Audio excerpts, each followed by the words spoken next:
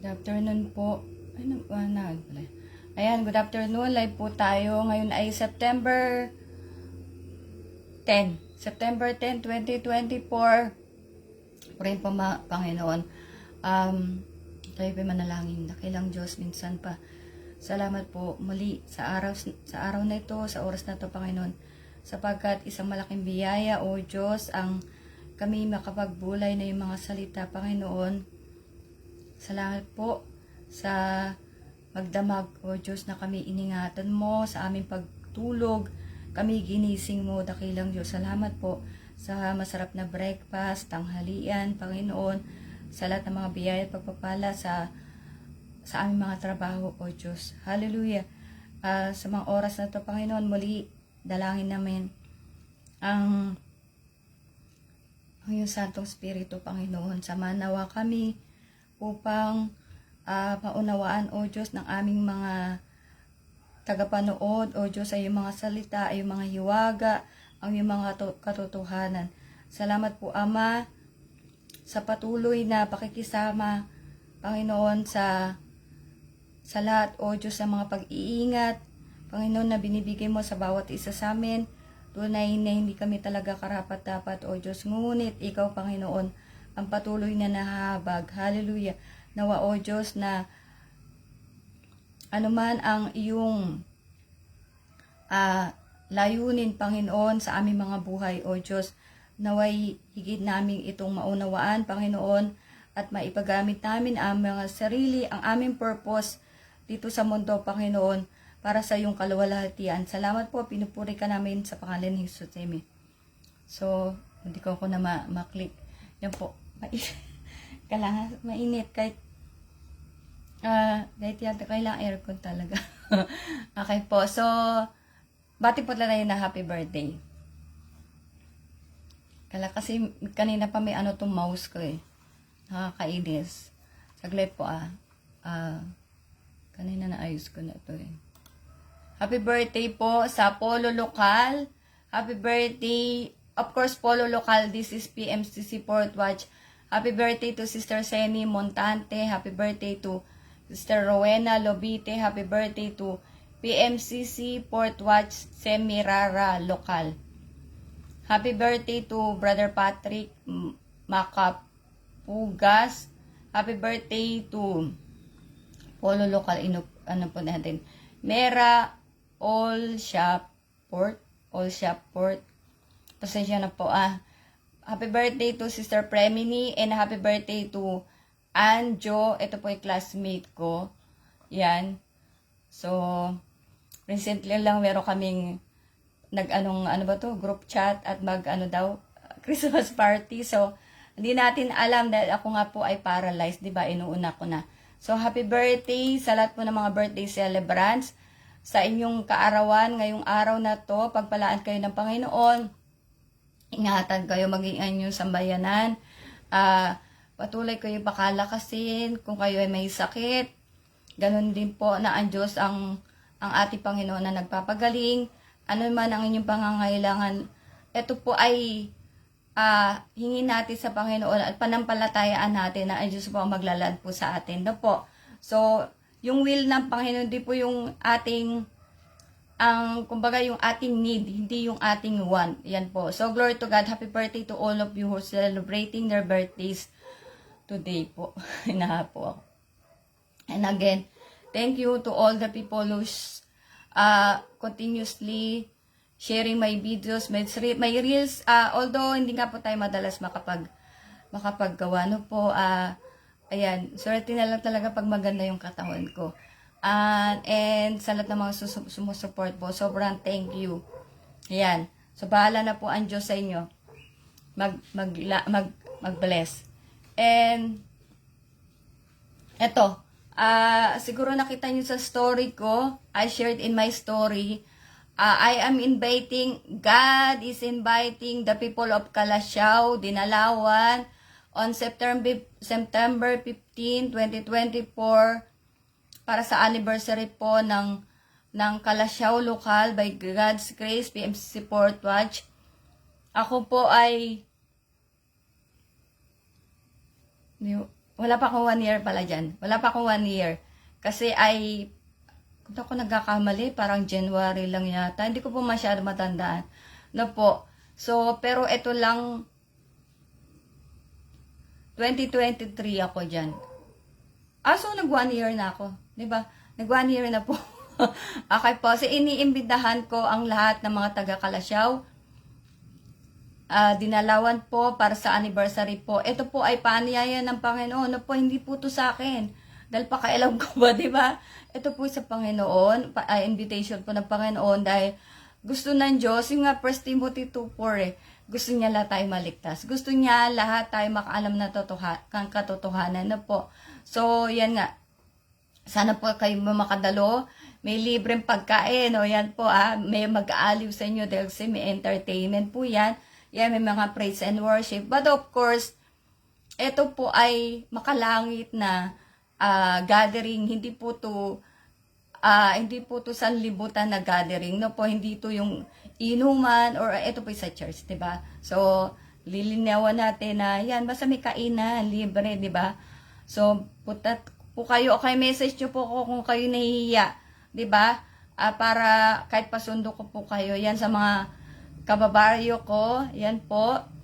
At ako ang una magagalak po pag kayo ay syempre nakatanggap ng kaligtasan mula sa Panginoon at kapayapaan. 'Di ba? Number 1 na pag tinanggap mo ang Diyos, buong-buo galing sa puso mo, isipin mo na lahat, tinanggap mo na. Yan. At ikaw ay syempre magiging anak ka ng Diyos, 'di ba? Glory to God. So, yan po. At yung sorry nga pala, yan sabi ko sa inyo, whenever God or ako, nire-review ko kasi yung mga videos ko po.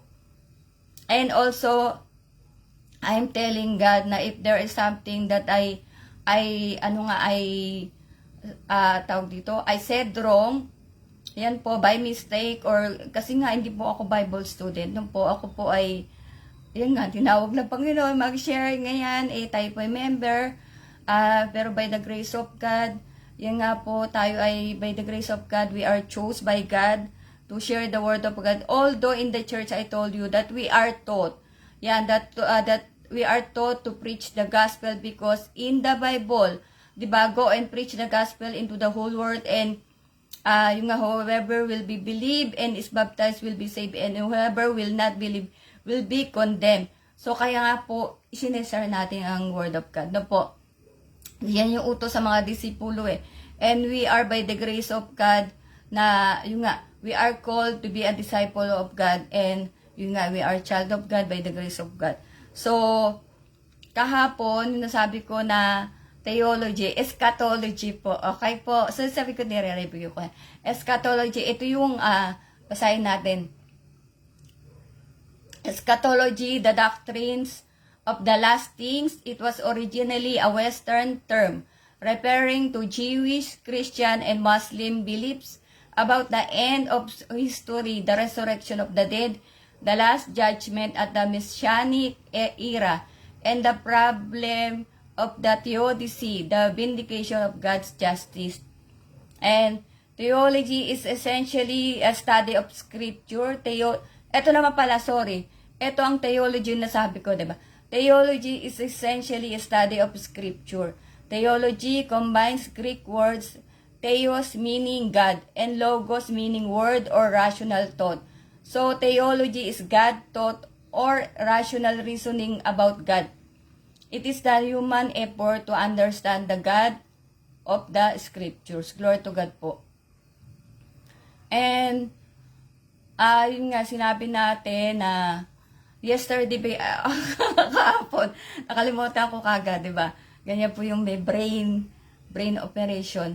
So, by the grace of God nga po, yung Pure Max, yan, Liza's Under Cosmetics is the one helping us, the one sent by God to me for my stroke recovery, and for all other sickness that I have or you may have. Yan, so, yan, introducing na rin po sa inyo na if you need, kasi it helping me, and talagang this is po God sent po. Dahil ito po nga po ay pinag-pray ng ng mahal na Presbyter Elias sa Palangka, inano natin to. So, and by the grace of God, di ba, nadidiscern po nga natin yung, kung ano yung binibigay ng Panginoon. Yan na nakakausap natin ng Diyos sa biyaya ng Panginoon po. Ano yung kahapon, basta may share po ako, di ba, if you have God, you have everything. So, additional lang po na, because, di ba, we have the internet, and because of the modern technology, yan po, we have the internet around us, because before, we have normal living, life, yan po. But because, as the time goes by generation, our environment or the earth has this modern technology, yan po, may mga new inventions, because people are trying to trying to invent a lot of things and to discover a lot of things, even those things that are parang related to God, na they want to eliminate the presence of God, the scripture, di ba? Lahat na, kaya sumasama yung tao. Yan po. Lahat na parang gusto nilang, agawan ng trono ang Panginoon. Yan ang nangyayari, di ba po? So, the internet itself, there is proper use. Di ba? So, it should be used properly and not for evil things. Di ba? Looking for a job, for greener pastures, you can check in the internet, or for health issues. Because these days, we cannot go to the doctor because of financial matters, but by the grace of God, there is the internet, and the doctors are sharing through the YouTube. Dahil wala na nga masyado pumupunta sa mga doktor, sa hospital, dahil nga sa pera. Na po, ang problema talaga natin, pera. Kaya ang tao na nabubulag ng pera. Yan, yung pera ang problema, at pera din ang bubulag po sa ating mga isip. Yan. 'Di ba, kahit sa ating mga puso, ang pera ang yung nagiging sanhi ng masamang puso. Yan. So, glory to God po. We should use the internet for proper use, not evil things. I told you, even the content creator, all those people will be, if they will not receive salvation, they will not repent, they will be punished. Remember this, the one I shared last night, if I'm not mistaken, di ba? Yung ang hatol ng Diyos ayon sa banal na kasulatan po. Yan. So, kung ikaw, nagsishare nga ng karumal-dumal, karumal-dumal sa internet, pangit, mga pagnanakaw, ganyan, how to hack the internet, how to hack the account, how to ganyan, basta masama. Yan po, just to have the money, just to have the subscriber, the followers, all those things, it will be punished. It will not be let unpunished po. So, yan po ang katakutan natin, di ba? Sabi doon, yung mga sikreto, kaya nga ilabas na natin yung secret ngayon. Tumanggap na tayo sa Panginoon para po mapatawad na tayo ng Diyos, di ba? So, yun ang pinakamagandang gawin. Yan. So, purihin po ang Panginoon. And, yun pa, isa pa, di ba? Yung mga wagbastos, nudity, they are sharing nudity in the internet. You know, the children, they are, di ba? They are great imitators. So, yun ang din, masama. Kasi kaya yung bata, sumasama. Di ba? The children these days, you can see them, how they answer the parents. They are bad, they are bad. Ang gado na lang kapag humaba, lalong hindi maipaliwanag, di ba? Bastos na po sila. Yan, dahil nga sa mga internet ko naman napapanood. That's why we have all the resources that God has given us. We cannot say those people who are, di ba, there are movies na saying eto lang before, I don't know, basta merong mga movie po, di ba, na yun nagnakaw, tapos sabi nila na eto lang kasi yung alam namin. Hindi totoo yan. Maraming, kung lang natin halongkatin o tayo mag-iisip, tayo mananalangin, magbibigay ang Diyos sa'yo kung paano ka mabuhay, hindi sa pagnanakaw, hindi sa pagpatay, hindi sa kung ano pa man yan, o i-chismis. Diba? I-chismis ng mga, sa internet, sa YouTube, there are so many content creator creating stories that are not true. Chismis yun, diba? Ang sino nagpauso daw niyan? Yung ano sabi diyan, Marites, sino nagpauso po? 'Di ba yung word na Marites? So I really don't know 'yan, but I heard of course. Yan. So ano yung mga ako madalas maloko. Sabihin lalagay nila sa capture nila sa ano nila. Ganyan. Tapos pag pinanood mo na 40 minutes, wala pala do you title, alam mo 'yon? So lahat 'yan sila ay magsusulit po sa Panginoon. Purihin po Panginoon. Ang haba na sinabi ko. And I just want to make a recap. Yan po, from time to time, we will make a recap. So, again, the 12 tribes, diba? That was in the Bible. And, yung nga po sinabi sa atin ng Panginoon, by the grace of God, one is PMCC Port Watch, Orthodox Apostolic, and Calvary Temple. The Jews, of course, I will not, go against what our Archbishop Art Periol has been said in his message that the Jews, they have different covenant from the Lord.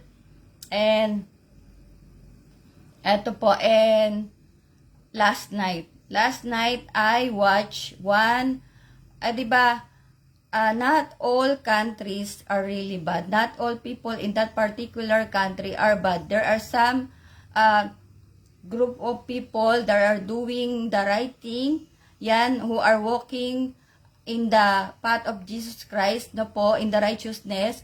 So, even, di ba, Chinese, some people are really not good, Filipinos, and other countries. So, last night, I will check by the grace of God kung ipapakita sa akin ng Panginoon. Hindi ko kasi, I don't know if I watched the whole video. Yan po. So, God showed me one group of, I think one group of Chinese people who are converted to Christianity, and they are really worshiping the Lord for so many hours, reading the Bible from A to Z, ganyan. So, I think those people, those faith, are included in the rapture because God showed me. I really don't know po. So, yan. But I will, search pag, ko yung pa, kasi hindi ko pinanood ng buo, pagod na ako kagabi. Yan.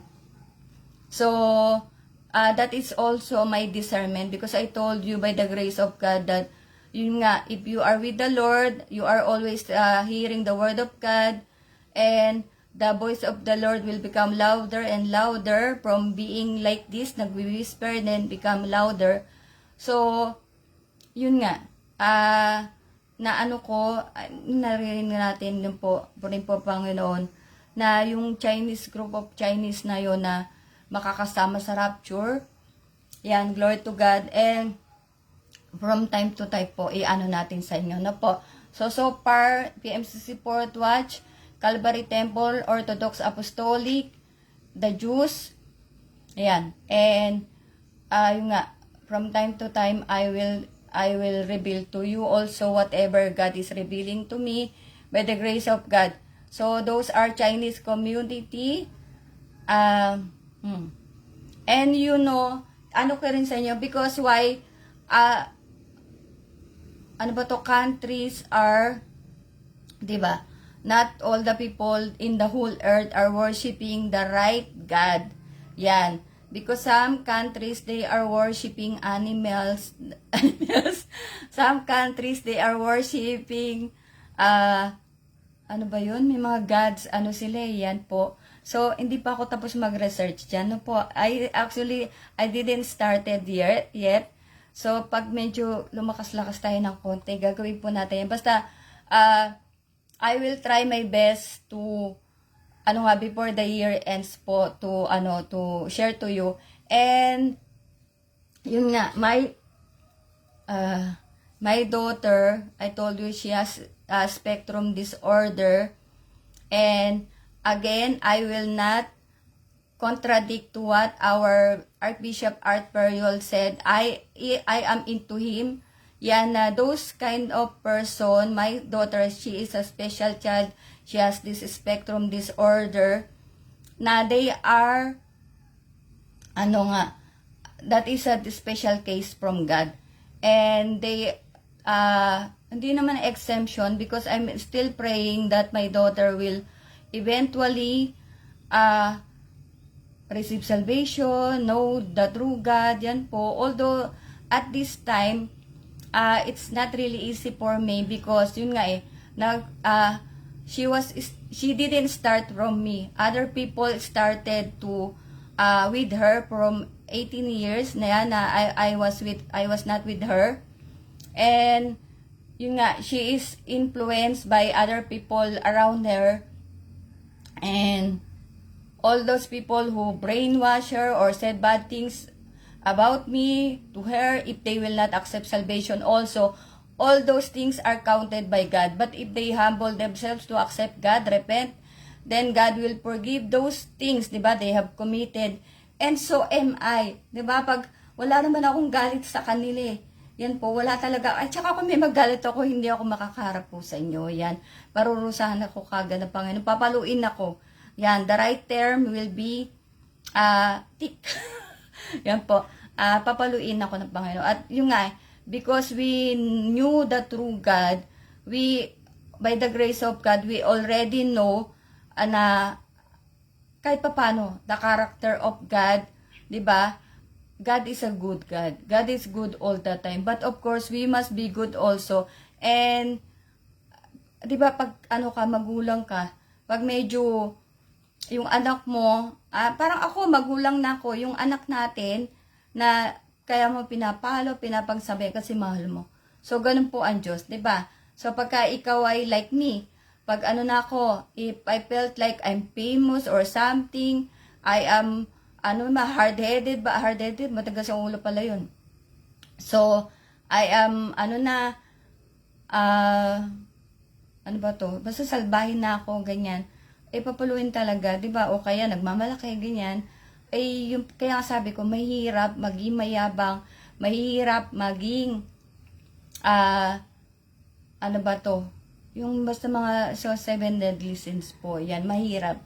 Yan, kaya yung pagiging tamad din, na ako hindi ko gagawa ng assignment ko sa Panginoon, nakakatakot din po, yan. Kasi pinagkatiwala, kaya nga sabi ko, di ba, mahirap itong binigay sa aking task, dahil, kailangan, hindi po pwedeng loko-lokohin ng Diyos. Yan. So, yun po ang totoo. And yun nga, and God used the condition of my daughter to reveal the wrongdoings of other people to show the real character. So, what my daughter has with her right now, she has this spectrum disorder, is for a purpose. Yan po. Na, kasi nga, we are made by God for a purpose na if you are if you are a giver, yan talaga yung yung karakter mo. So diyan ka gagamitin. Yan talaga yung purpose mo na magbigay, tumulong. Yan for myself, I can by the grace of God, I can share the word of God. So this is my purpose to spread the gospel, to preach the gospel, to to invite people to receive salvation, no po. So we have different purpose, and we should acknowledge also our purpose, and we should act according to what God has made us, no po. So dapat paggamit po tayo sa Panginoon. Yan po, kung ano yung talent po, magaling ka sumayaw, diba, gamitin ka ng Diyos para maluwalhati siya. So, yun po. Glory to God. And, of course, but same like me, all of us have chance to be changed by the word of God and be worthy enough from the eyes of God. So, although those people who parang so happy na brainwash po yung anak ko, yan, if they will change, they will receive salvation, of course, na ako naman sinner din ako yun po. So, ganun din. Yan.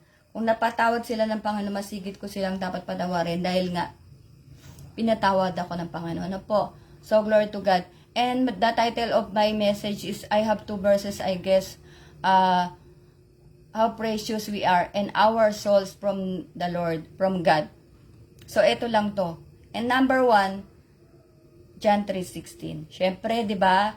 For God so loved the world that He gave His one and only Son, that whoever believes in Him shall not perish but have eternal life. Yan po. So, this is our word to God, that He has to give His one and only Son just to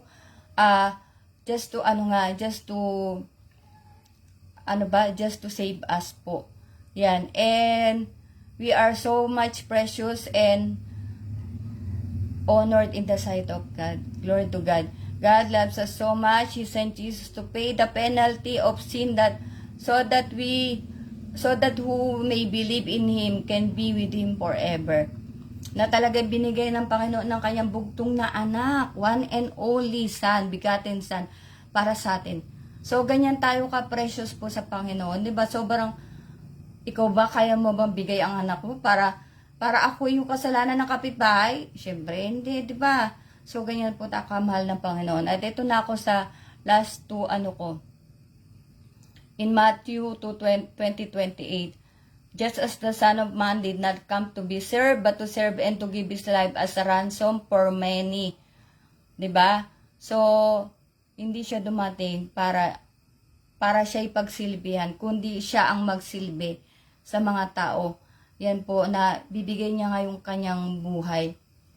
At in Luke, hindi ko na masyado pahabaan po yan. Luke 15:4-7, NLT version, New Living Translation. If a man has 100 sheep and one of them gets lost, what will he do?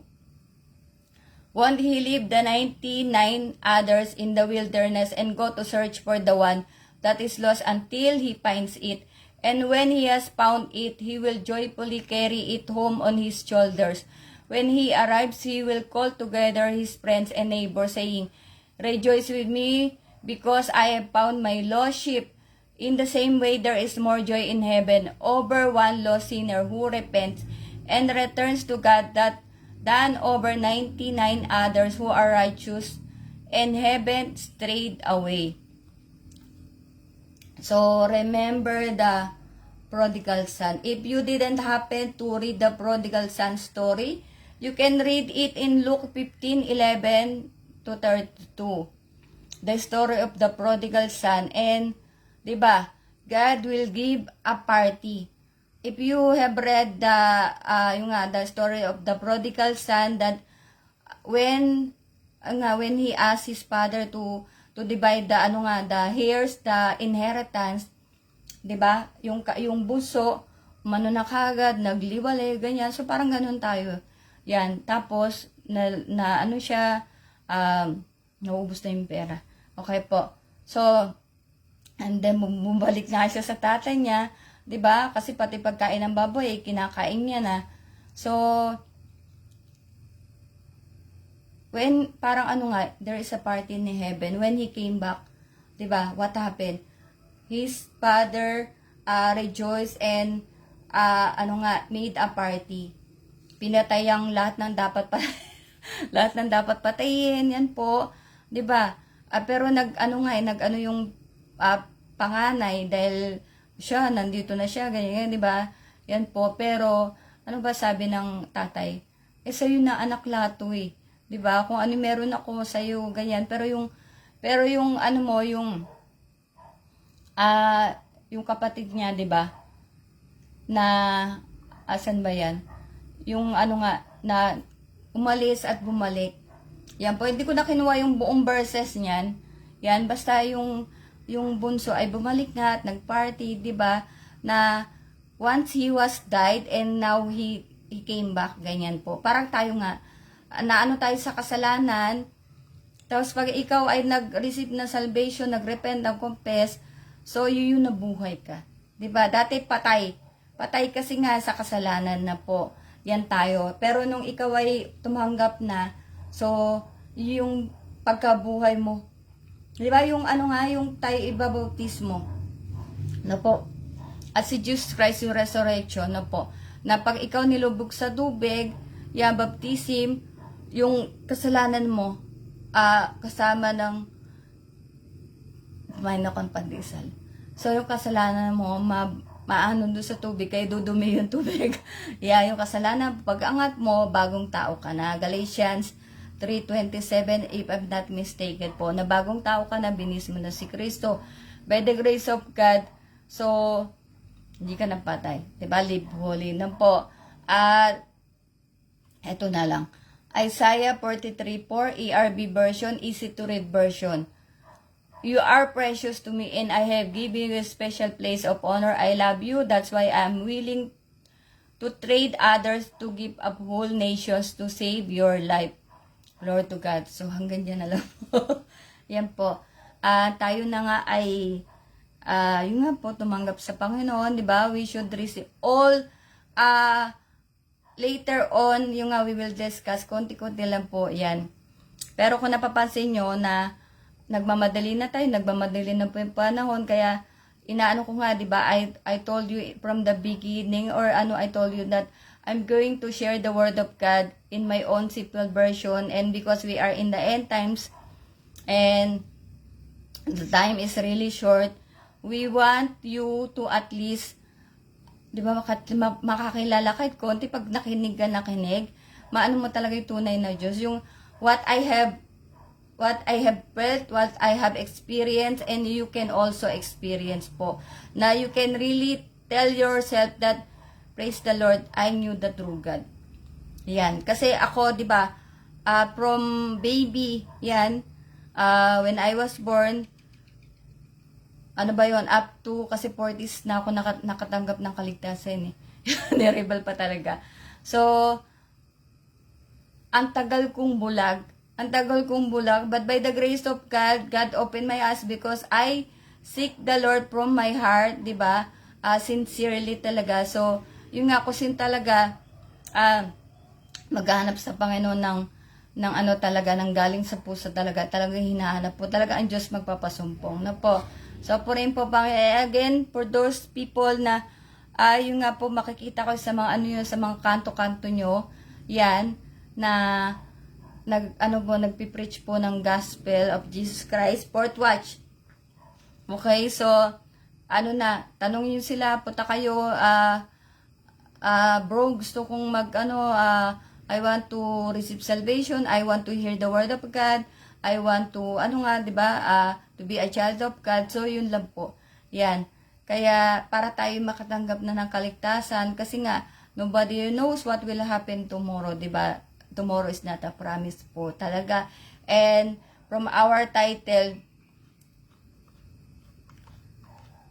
how precious we are from God, our life, our souls, na talagang yung bugtong na anak ng Panginoon naghihirap para sa atin po.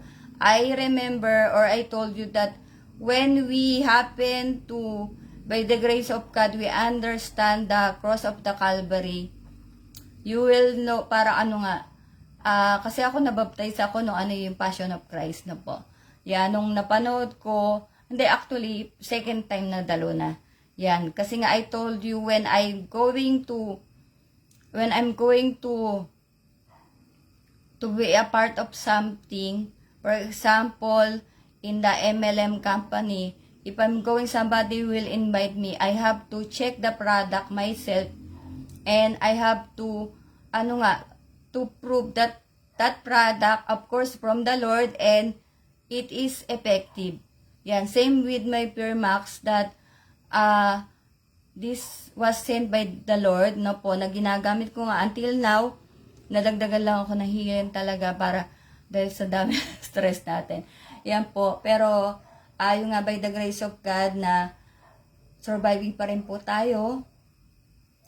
You saw my video, I shared last 2023, ganun, di ba, nakakapagsalita ako na maayos. Pero, pagka nai-stress, bumabagsak, yan. At kasi wala nga po akong any, yung gamot na, yung synthetic drugs, I don't have anything. Only Puremax and, only Puremax and my healing now, as what our Pastor Lynn recommended to me. So, I Also bought that one for the bones.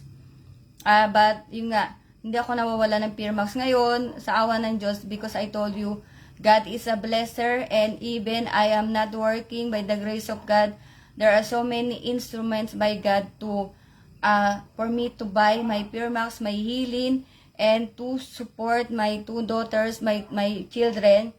Yan, by the grace of God, there are instrument also, my sister-in-law, my daughter Andrea, and yun nga, nakakatulong po tayo. Yan ang pagiging anak ng Diyos, na kahit ako'y paralisado, ang Diyos gumagawa. Na po, yan, yun na nga, nakita yung video ko, malakas-lakas pa ako. Pero pagka tayo na-stress, tumitigas na naman yung spasticity nga, yan, pati bibig ko, para naggaganon. Na po. So, purihin po ang Panginoon. Ayan, at tandaan natin na tayo po ay mahal ng Diyos. At 'di ba? Sabi ko nga, dati hindi ako sa politics. Before, I am not interested in politics or what is happening around us. But nowadays, I am involving myself to everything, because we have to involve ourselves. We have to know what is happening around us. And as the current events we have right now, na I can see those people sumasalang sa korte, no po, na alam mo yung lying, 'di ba? Yung sa 7 deadly sins nga kasi, yan, those things are, of course, will not be left unpunished po. Lahat ng mga pagsisinungaling na yon na ginagawa, or those people in the government nga that are doing wicked things, yan, especially now we have this next 2025, next year, we have the election, so we have to we have to really check the people who are going to vote, 'di ba? Na if they are really worthy enough to be placed in that position. So kaya po talaga kailangan ng wisdom na po. Dahil pag may napanood nga ako ngayon, I watch one video, and alam mo talagang pag if you really don't have the wisdom, yan, the discernment from the Lord, you will be lost, you will be you will fall into temptation, and ang masama-sama pa na talagang mapapahamak po talaga tayo. Yan, mapupunta ka sa eternal death. Pag ikaw, especially kasi especially about our faith, about our salvation. That's why this is very important. 'Di ba? How God loves us so much, that yung 1 Timothy 2:4 nga yan, na before na God overlook the ignorance of the people. I don't remember the verse, because that time few people are saved. But nowadays, God wants to save more people, because this is the end times po. So, by the grace of God, we in the fourth watch, by the grace of God, yung nga are sharing the gospel, the word of God, to all the nations. Kaya kahit sa sulok talaga, abalang pala mga fourth watchers po. Ako nga lang, halos di makapagsalita Yan, bulol-bulol na, di ba? Kasi po, napakahalaga ng kaluluwa po sa Panginoon. So, di ba? Sa 10, sa 100, may nawalang isa. Iwanan niyo yung 99, and hanapin niyo yung isa. Ganyan po ang Diyos. Yan, kaya, kumbaga tayong lahat, tinatawag, yan. Kaya lang, kailangan talaga na, because so many people nowadays, they don't care about, or they are blind because of the money, of the fame, of their of their situation, or status in life. Yan, they are blinded by those things. They are blinded by Satan. Ayun po talaga ginagawa. That is the role of Satan here on earth, to blind the people. Yan, to take the people to where he will go. 'Di ba? To where he will go, and he will go to eternal death. Yan po, kaya napakahalaga na ngayon pa lang, tanggap na po tayo ng salvation na po. So, yun lang mapapayo ko sa that's why, for those people, sabi ko nga, congratulations. For those people who by this time, or before, that they receive salvation, I told you, PMC Support Watch, congratulations na because still you have the time to know the real God. Glory to God po. Yan, so, but lahat po tayo ay dadaan sa test and temptation, yan, sa trials, para po tayo ay subukin po ng Panginoon. Tayo kumain kasi ako. Sorry po, tayo po ay lumabas na talagang tunay na ginto po talaga, tunay na alagad. Kaya po tayo susubukin na po. At huwag kayo matakot dyan dahil hindi kayo susubukin ng Panginoon sa inyo kaya. Wala pong pagsubok na dadating sa inyo na kumbaga hindi nyo kakayahan. Lahat yan kakayanin nyo po. Tayo lang ay manalangin, magtiwala sa Panginoon. Yan po, at patuloy na talagang hanapin na ang mukha ng Panginoon na po. So, purihin po Panginoon. Yan, so, sana po ay minatutunan po tayo sa kaunti pagbubulay po ng kanyang mga salita. Tayo po na manalangin. Salamat po dakilang Diyos minsan pa sa iyong mga salita ng biyaya, O Diyos, salita ng kaligtasan. Panginoon, sa iyong kahabagan, O Diyos, sa iyong abang lingkod, na nakaraos na naman ng isang araw, O Diyos, na pagdadala ng mga salita. Hallelujah. Salamat po sa iyong pag-ibig, Panginoon, sa bawat isa sa amin, O Diyos, sa lahat ng mga bagay na binibigay mo sa amin, O Diyos. Ang dalangin lang namin na ang lahat ng mga resources na ito, ang lahat ng mga instrumento na pinadala mo, O Diyos, ay magamit namin ng tama, Panginoon, ayon sa iyong kalooban, O Diyos, na laging ang aming puso ay maging malinis sa iyong harapan, Panginoon. Makatulong kami sa mga nangangailangan, O Diyos. Hallelujah. Tulungan mo, Panginoon, ang mga may sakit. Pagalingin mo sila, palakasin mo sila, O Diyos. Sila man din na tumanggap ng kaligtasan mula sa iyo. Ganun din, Panginoon, sa mga may financial difficulty, ikaw, O Diyos, ang maglalaan sa kanila. Panginoon, ang kapatid na John Parcon, O Diyos, tulungan mo siya sa kanyang dinadaanan. Dakilang Diyos, sa financial difficulty, kung ano man yun, O Diyos, na dagdagan mo ang kanyang pananampalataya. Dakilang Diyos, na siya'y buong puso magtiwala sa iyo, maging ang kapatid na Elizabeth Toledo Buwan, O Diyos, tulungan mo sila, Panginoon, at patuloy silang gumawa na yung kalooban. Huwag sila madidistract sa anumang trials, pagsubok na darating sa kanilang mga buhay. Bagkus, look unto you. Hallelujah. Salamat po. At Panginoon, sa mga walang trabaho, ikaw po ang maglaan. Sa mga naguguluhan, O Diyos, ikaw ang magbigay ng kapayapaan sa kanilang mga isip, kanilang mga puso. Sa mga nawala ng tirahan, O Diyos, paglalaanan mo sila ng higit. O Diyos, sa mga nawala sa kanila, Panginoon, maibigay lang nila ang buong pagtitiwala sa iyo, Panginoon. Hallelujah. Salamat po. At sa araw ng bukas, O Diyos, ikaw ang magdala sa amin sa muling pagbubulay na yung mga salita, Panginoon. Ikaw ang patuloy na mag-ingat, magpalakas, maging sa iyong abang likod, O Diyos. At nawa ang yung mga salita ay, O Diyos, na hindi lamang namin narinig, bagkus, Panginoon, ito po ay sinasabuhay namin. Dakilang Diyos, upang ikaw ay maluwalhati, Panginoon, hindi lang namin, O Diyos, ito ipinasok sa aming mga isip at lumabas sa kabilang tenga, Panginoon. Bagkus patuloy naming gagawin ang iyong kalooban, O Diyos, gagawin ang aming pinakamabuti, Panginoon, upang ikaw ay maluwalhati, O Diyos. Hallelujah. Maging sa kalakasan, ikaw po ang maglaan ng kalakasan sa bawat isa sa amin. Salamat po, pinupuri ka namin sa pangalan ni Jesus. Amen. And see you all tomorrow. God bless us all.